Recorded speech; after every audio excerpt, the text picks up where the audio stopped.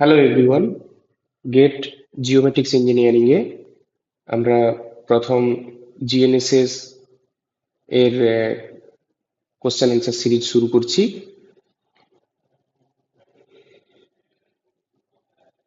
তো এখানে যদি দেখো, টোটাল 15 কোশ্চেন আছে, সেগুলোই আমরা প্রথমে আলোচনা করব। কোশ্চেন 1 যদি দেখো, which of the following numbers describe the frequencies of the L1, L2 and L5 carrier signal। Total চারখানা অপশনস দেওয়া আছে, এর মধ্যে সঠিক অ্যান্সার হচ্ছে 1575.42 মেগাহার্টজ, 1227.60 মেগাহার্টজ, 1176.45 মেগাহার্টজ। মেনলি এটা হচ্ছে L1, L2 অ্যান্ড L5। এবং জিএনএসএস এর ক্ষেত্রে mainly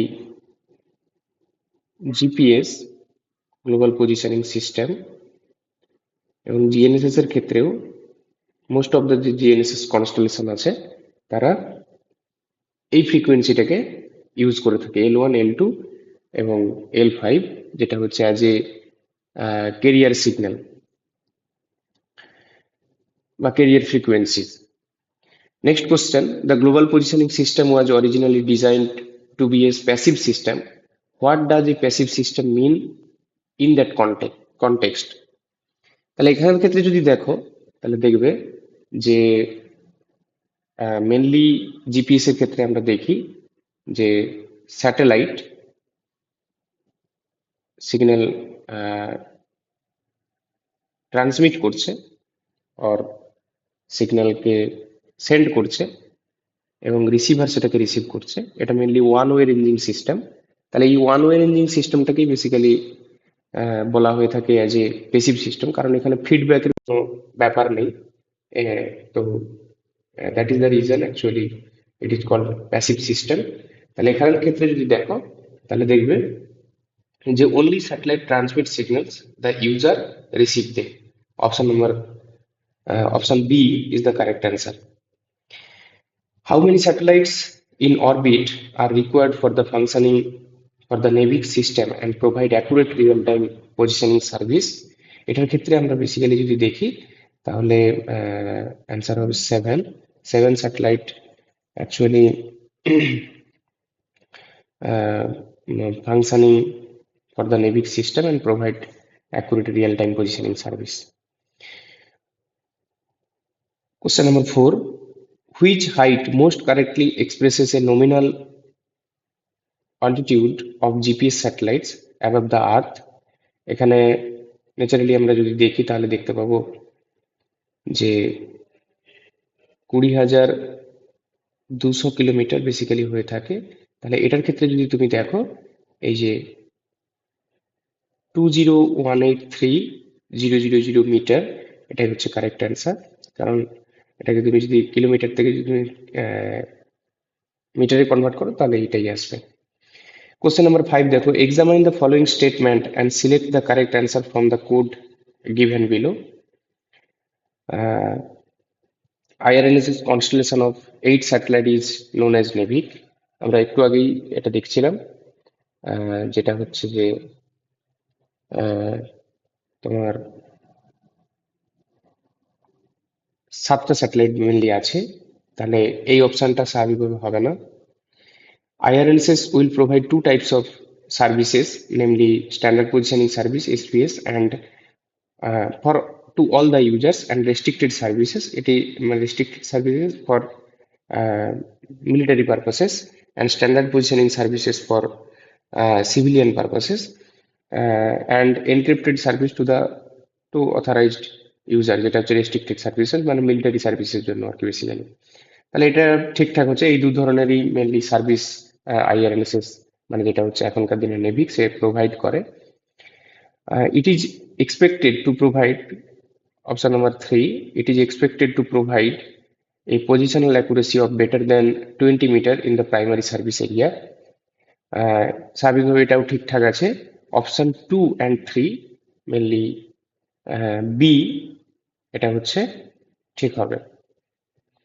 Which of the following biases are not mitigated by using relative positioning GNSS?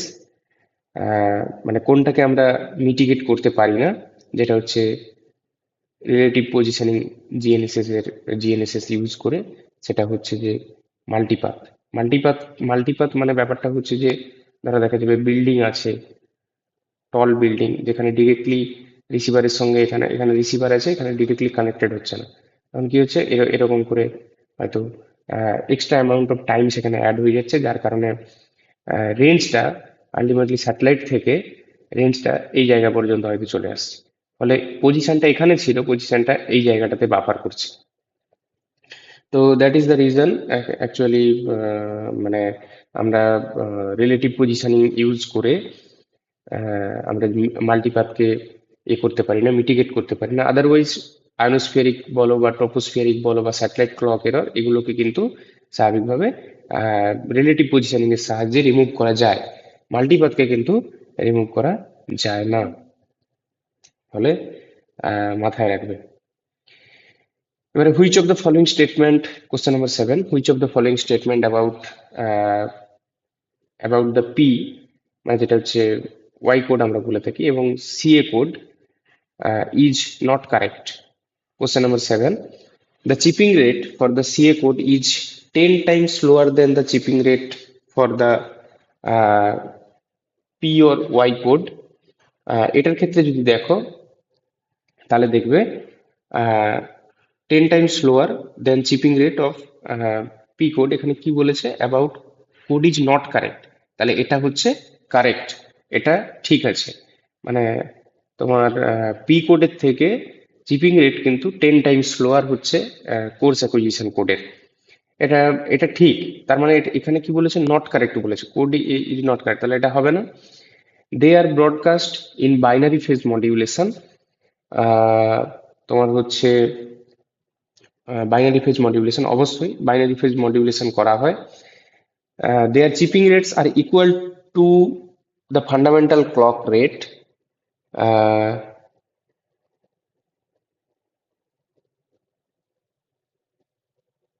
এটার ক্ষেত্রে there chipping rate are equal to fundamental clock rate,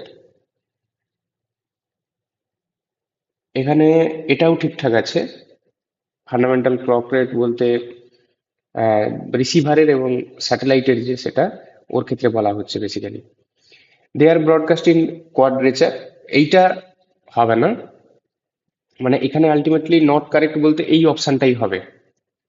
not correct বলেছে যেহেতু, উপরের সবগুলো ঠিক ছিল, তার মানে সেগুলো হবে না, এই অপশনটাই হবে, কারণ এটাই হচ্ছে ভুল এখানে। দে আর ব্রডকাস্ট ইন কোয়াড্রেচার, এরকম ব্যাপারটা নয়। এখানে কিন্তু আমরা একটু আগে যেটা দেখছিলাম, এই যে বাইনারি বাইফেজ মডিউলেশন, এই বাইনারি বাইফেজ মডিউলেশন ইউজ করা হয়। তুমি the CA code and P, মানে যেটাকে হচ্ছে আমরা পরবর্তীকালে ওয়াই কোডে কনভার্ট করি, P code are modulated using binary biphase modulation, not quadrature modulation. ফলে মাথায় রাখবে। ফলে এই কোয়াড্রেচার মডিউলেশন বলতে এখানে ধরো দেখা যাবে সাইনোসয়েডাল ওয়েভের ক্ষেত্রে 360 ডিগ্রির যে মানে সাইনোসয়েডাল ওয়েভটা দেখা যায়, সেটার ক্ষেত্রে বলা হচ্ছে। আমরা এরকম করে কিন্তু অ্যাকচুয়ালি ওটাকে মডিউলেটেড করি না। অনেক সময় 180 ডিগ্রি বাইফেজ মডিউলেশন দেখা যায়, তো সেটার কথা এখানে বলা হচ্ছে। What are the various components of GPS? Question number 8. What are the various components of GPS? এখানে বুঝতেই পারছো, space segment, control segment, user segment সবগুলোই হবে। Ultimately all of the above is the answer. Question number 9. Positioning with global navigation satellite system can be compared to a surveying method called,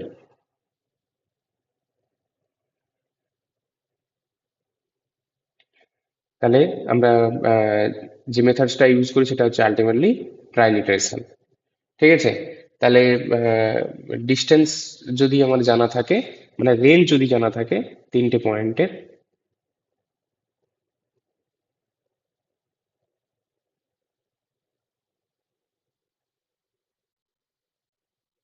at least 3টে, ঠিক আছে।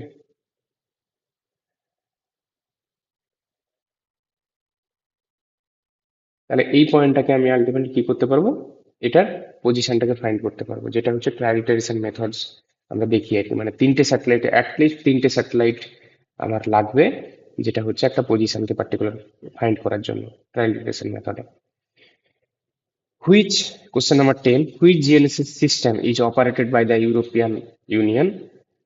Galileo, GPS for USA, GLONASS for Russia, then Galileo for European Union, and Baidu হচ্ছে China. Question number 11, which is the primary purpose of the control segment in GNSS? Control সেগমেন্টের purpose কি actually সেটা জানতে চাইছি। Question number 11, তাহলে question number 11-এর ক্ষেত্রে যদি দেখো, to communicate with the satellite,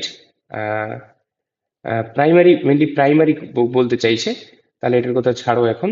the generate and send correction data, এটা অবশ্যই ঠিকঠাক আছে। এখান থেকে তোমাকে দেখতে হবে যে কোনটা সবচেয়ে appropriate. The monitor, control and maintain satellites position and health, এটাই হচ্ছে সঠিক। To receive satellite signal to provide locational service, এগুলো হবে না। To generate and send correction data, এই যে জেনারেট ব্যাপারটা and correction data, generate and send correction data, এটা বলাটা ঠিক নয়, কারণ মেন জিনিসটা হচ্ছে এটাই, যেটা হচ্ছে to monitor, control and maintain satellites position and health. মানে আলটিমেটলি তার অরবিটাল এরার এবং তার স্যাটেলাইটের হেলথ, এই জিনিসগুলোকেই মনিটরিং স্টেশন বা মনিটরিং স্টেশন দিয়ে সে কি করে। কন্ট্রোল সেগমেন্টের ক্ষেত্রে কন্ট্রোল সেগমেন্টে মেনলি তিনখানা জিনিস আছে, এক হচ্ছে ground antenna, master control station and হচ্ছে মনিটরিং স্টেশন। মনিটরিং স্টেশন ডেটাটাকে রিসিভ করে দিয়ে সেটা মাস্টার কন্ট্রোল স্টেশনে পাঠায়। মাস্টার কন্ট্রোল স্টেশন সারাদিনের যে অরবিটাল এরর, স্যাটেলাইটের পজিশন কি, সেগুলোকে করে কারেকশন করে, দেন গ্রাউন্ড অ্যান্টেনার সাহায্যে সেটা স্যাটেলাইটে আপলোড করে দেয় আপলিংটা। তো তার ভিত্তিতে স্যাটেলাইটের অরবিটাল প্যারামিটার্স গুলোকে কারেক্ট করা যায়। তো mainly to communicated with the satellites, এই ব্যাপারগুলো মানে অ্যাকচুয়ালি প্রাইমারি পারপাস নয়, প্রাইমারি পারপাস হচ্ছে to monitor, control and maintain satellites position and health. Question number 12, দেখো the term differential GNSS, DGNSS যেটা হচ্ছে বলা হচ্ছে, রেফার্স টু